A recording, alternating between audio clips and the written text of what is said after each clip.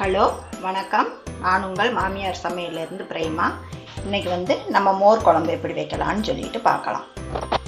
அதுக்கு அரைக்கிறதுக்கு தேங்காய் கொஞ்சம் எடுத்து வச்சுருக்கேன், சீரகம் 1 ஸ்பூனு, பச்சரிசியை ஒரு மணி நேரம் இருக்கும் ஊற வச்சு ஒரு ஸ்பூன் பச்சரிசி எடுத்து வச்சுருக்கேன். இது துவரம்பருப்பு கடலைப்பருப்பு எதுனாலுமே நம்ம எடுத்துக்கலாம். அது ஒரு 2 ஸ்பூன் இருக்கும், எடுத்து ஊற வச்சு வச்சுருக்கேன். இது தாளிக்கிறதுக்கு வரமிளகா, வெங்காயம், அரைக்கிறதுக்கு இதோட சேர்த்து பச்சை மிளகா 3 பச்சை மிளகா எடுத்து வச்சுருக்கேன், அதையும் இதோட சேர்த்து அரைச்சிக்கலாம். இப்போ அரைக்கிறதுக்கு என்னென்னு சொல்லி பார்த்துருவோம். இப்போ நம்ம இதுக்கெல்லாம் மசாலா அரைச்சிடலாம். தேங்காய், சீரகம், அரிசி, பச்சை மிளகாயும் அந்த பருப்பையும் சேர்த்துக்குவோம் அதோட. இப்போ இதெல்லாம் அரைச்சி எடுத்துகிட்டு வந்துடலாம். இப்போ நம்ம சீரகம், பருப்பு எல்லாம் தேங்காய் எல்லாம் அரைச்சிட்டு வந்துட்டோம். இது இப்படியே இருக்கட்டும். இப்போ இதில் 1/2 லிட்டர் தயிர் எடுத்து வச்சுருக்கேன். இது இப்படியே மோர் குழம்புல சேர்த்தோன்னா திரியாக தெரியும்.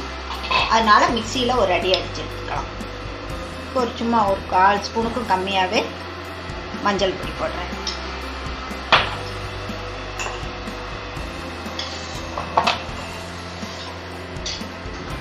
கொஞ்சம் கல்லுப்பு சேர்த்துக்கலாம். இப்போ இது மிக்சியில் நம்ம ஒரு அடி அடித்து எடுத்துகிட்டு வந்துக்கலாம்.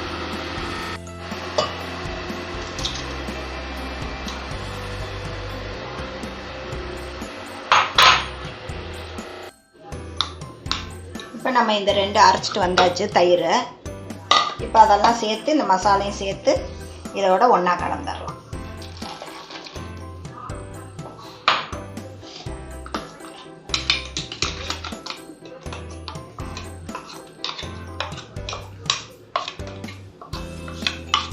உப்பு அப்போதையே கம்மியாக தான் போட்டிருந்தேன், இன்னும் கொஞ்சம் உப்பு சேர்த்துக்கலாம்.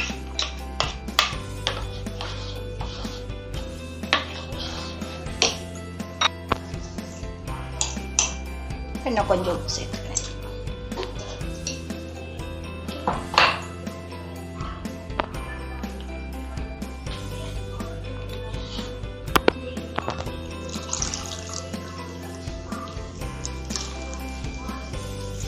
பருப்பு அரிசியெல்லாம் சேர்த்துருக்கிறதுனால குழம்பு சீக்கிரம் கெட்டியாயிரும். அதனால நம்ம இந்த மிக்சி ஜாரெல்லாம் அதில் ஒட்டி இருக்கிறதெல்லாம் கழுவியே அதோட சேர்த்துக்கலாம். இப்போ ஒரு மண் சட்டி காஞ்சிட்ருக்கு. அதில் கொஞ்சம் தேங்காய் எண்ணெய் சேர்த்துக்கலாம். இது தேங்காய் எண்ணெயில் செஞ்சால் தான் வாசம் நல்லாயிருக்கும். அதுக்காக தேங்காய் எண்ணெய் சேர்த்துக்குவோம் கொஞ்சம். இப்போ எண்ணெய் காஞ்சிருச்சு, கொஞ்சம் கடுகு சேர்த்துக்கலாம். இப்போ கடுகு பொரிஞ்சிருச்சு, அதோட சீரகம் 2 சேர்த்துக்கலாம். அடுத்து வெங்காயம்,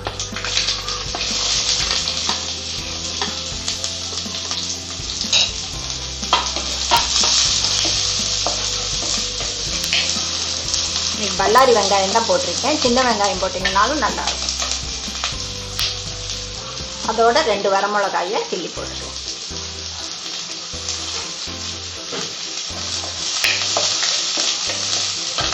அடுத்து கருவேப்பிலை கொஞ்சம் போட்டுக்கலாம்.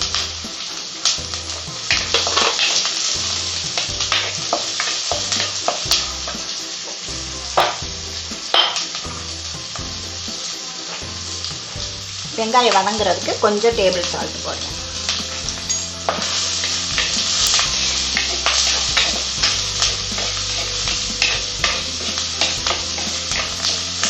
வெங்காயம் எப்போவுமே வெங்காயம் வதங்கும் போது கொஞ்சம் சால்ட் சேர்த்தோம்னா தான் அந்த வெங்காயத்துலேயும் உப்பு பிடிச்சி நல்லாயிருக்கும். வெங்காயமும் சீக்கிரமாக வதங்கும், அதுக்காக எப்போவுமே கொஞ்சம் சால்ட் சேர்த்துக்கணும். இப்போ வெங்காயம் ஒரு அரை பதத்துக்கு வந்துருச்சு. இப்போ நான் ஒரு தக்காளியை கட் பண்ணி வச்சுருக்கேன், இதையும் அதோட சேர்த்துக்கலாம்.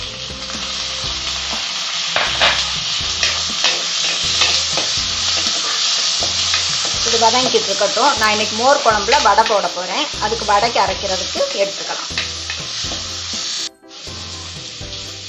இப்போ மோர் குழம்புக்கு வடைக்கு ரெடி பண்ணிடலாம். இதுக்கு பட்டாணி பருப்பு எடுத்து ஊற வச்சுருக்கேன். ஒரு 2 மணி நேரம் ஊறி தண்ணி வடித்து எடுத்து வச்சுருக்கேன். தண்ணியே இருக்கக்கூடாது வடைக்கு அரைக்கும் போது. அதுக்கு ஒரு 1.5 ஸ்பூன் இருக்கும் சோம்பு எடுத்து வச்சுருக்கேன். மல்லித்தலை, இஞ்சி கொஞ்சம், பூண்டு ஒரு 7 பல்லு பூண்டு எடுத்து வச்சுருக்கேன். 4 பச்சை மிளகா, கொஞ்சம் கருவேப்பிலை எடுத்து வச்சுருக்கேன். இதோட கொஞ்சம் உப்பு சேர்த்துக்கலாம். இப்போ தண்ணியே சேர்க்காம இதை வந்து விப்பரில் விட்டு அரைச்சி எடுத்துகிட்டு வந்துடுவோம். இப்போ வெங்காயம் தக்காளி எல்லாம் நல்லா வதங்கிடுச்சு. இப்போ நம்ம இந்த மோர் அடித்து வச்சுருக்கிற மோரை அதோட சேர்த்துடலாம்.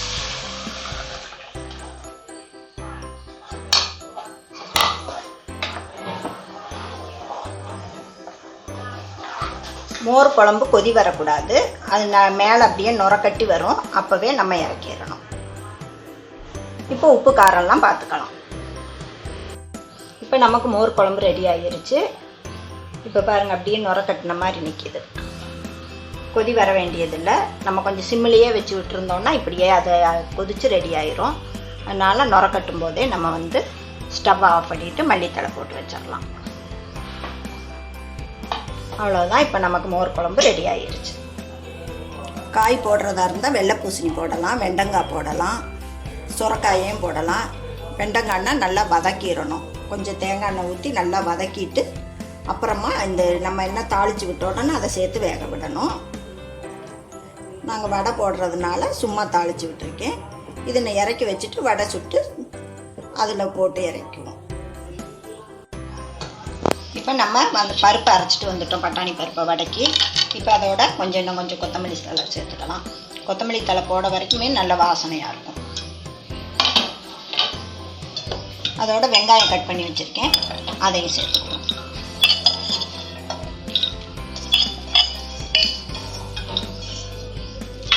அரைக்கிறதுக்கு முன்னாடியே நான் கொஞ்சம் பருப்பு எடுத்து வச்சுருந்தேன். அந்த ஊற வச்ச பருப்புலையே அதையும் சேர்த்து இப்போ கலந்துருக்கேன். அப்போ தான் வடையில் வந்து இந்த முழு பருப்பாக தெரியும், நல்லாயிருக்கும் வடை. இதுக்கு உப்பு மட்டும் அளவாக பார்த்து போட்டுட்டு அப்படியே பிசைஞ்சு வடையாக தட்டி போட்டுற வேண்டியதுதான்.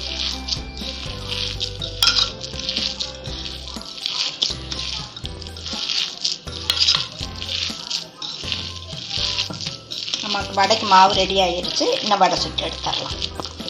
இதுலேயே நம்ம கொஞ்சம் பெருங்காயம் போட்டு பிசைக்கலாம்.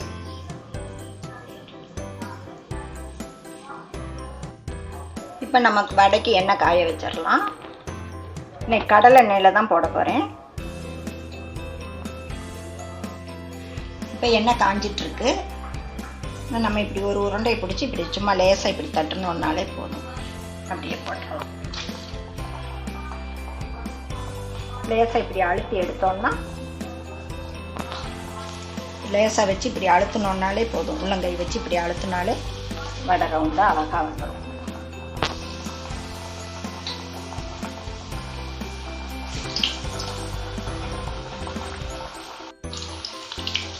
ஒரு சைடு வெந்துருச்சு, நம்ம திருப்பி போட்டுடலாம்.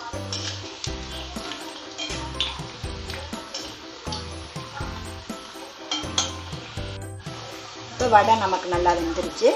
இன்னும் நம்ம எடுத்துடலாம்.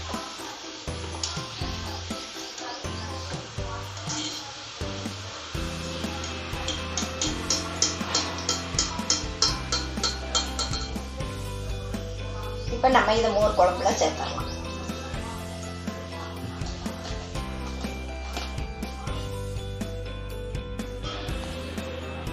இப்போ அடுத்த செட்டு வடை போட்டு எடுத்தாச்சு.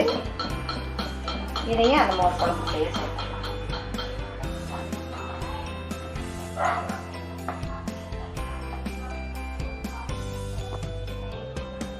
இப்போ நமக்கு மோர் குழம்பு ரெடி ஆகிருச்சு. இதை இந்த மோர் குழம்புலையே வந்து இந்த வடை சூடாகவும் போட்டிருக்கிறதுனால நல்லா ஊறி இருக்கும்.